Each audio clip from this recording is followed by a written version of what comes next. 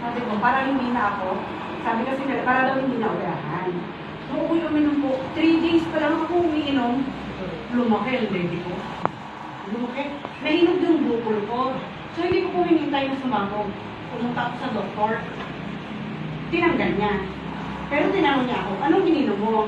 Sinabi ko yan, dala ko yan sa operating room. Yang opting yan. Tapos, after nun, inagay na, tinanggal niya na. Ang sabi niya sa akin, pag galing yan, matik na magkikimo ka.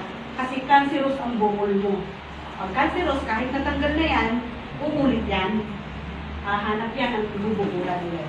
So sabi ko, ayoko ng chemo. Kasi yung chemo, natatanggal ang buhok, manghihina ka. 16 sessions ang i-offer niya sa akin pagkatapos ng operation ko. Iniinom ko po ng opit, 3 isang araw. 3 umaga, tanghali, hapon. Rihan, magaling sa 200 ang bilhin ko, 600 yan iniinom ko. Pero yun naman yun sa akin, i-chemo ko. Ang ginawa ko po, another ng doktor. Doktor ng Asian Hospital. Kasi po, ang quotation niya sa akin dito sa aming chemotherapy ay 1.3 million yung 16 session. Kasi ayaw ko nga po naman lalagas at ayaw ko na ako hihiga. Kasi ako yung nagtatrabaho. So kung ayaw mo nung ganon, 1.3 million maghanda ka, sabi sa akin. Sabi ko, okay. Lumipat ako. Asian Hospital doctor siya. Sabi ko, ako po ay operated sa breast. Ngayon, sabi po sa akin, ako ikikimo sa Lucena.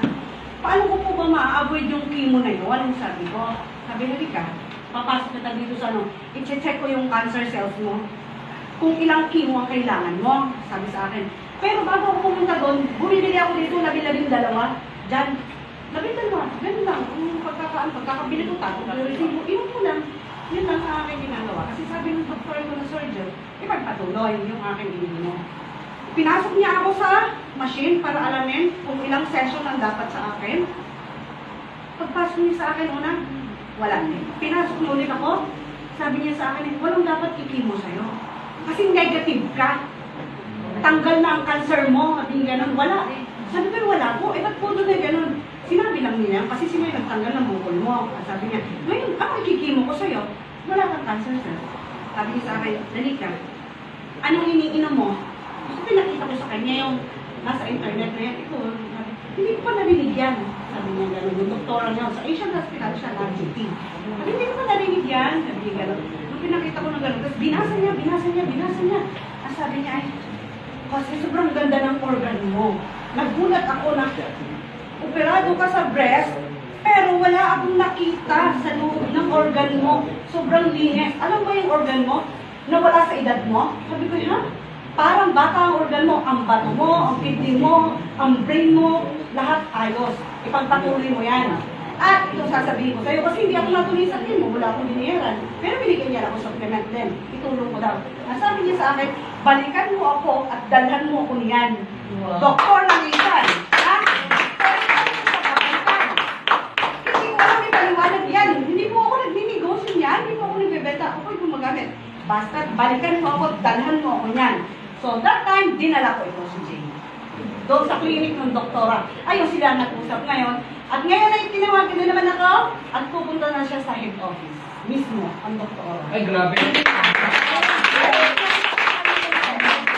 Kaya na ako nagbibigyan doon. So ako po magpapatuloy sa inyo. Hindi sa... Wala nga po akong kinita dito. Pero okay po sa akin na wala akong kinita. Ang mahalaga, naiwasan po ang 1.3 million. Ay, grabe. 1.3 million na chemotherapy. Ako po, walang nangyari. Walang nangyari sa akin. Hindi, wala Pero kami ngayon po ako, 1.3 dalawang beses pa rin ako Hindi, Oo, yun po ako. Eh, ano kung 200 pesos sa bote? Eh, ano kung 3 bote? Ano gano'n niya? Tapos ako po yung nakakapagtrabaho at hindi ako humigap ng gano'n. Wala po. Yung oncology ko dito, ang sabi niya sa akin, dalhin mo ang bote sa akin. Hanggang ngayon, hindi ko siya binalikan. Hindi ko siya binalikan. Kasi nga, siya yung nagkano sa akin na gano'n. Ayokong bumalik sa'yo, sabi ko. Pero isang araw, bakit ako siya? Gagano, kasi naiintindihan ko yung Thanks, God. Labat sa ginamit niya ang gusto.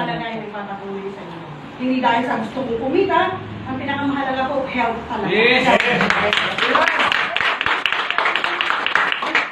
Ako sa isang bote, 150, may isang po ay 1.5. Isa rin yun. Pero ikalma na lang yan eh. Yung unang pinakamahalaga, sa 350, ang doktor po, ako nung nagpa-doktor, 300,000 ang ginastos ko dito. 300 po. Hanggang sa matatas ko, 500,000 ang ginastos ko sa kanila. Doon. Mga 1.3 lang pa ulit sana. Ay, ukti ko, yan o, bumibili po ako.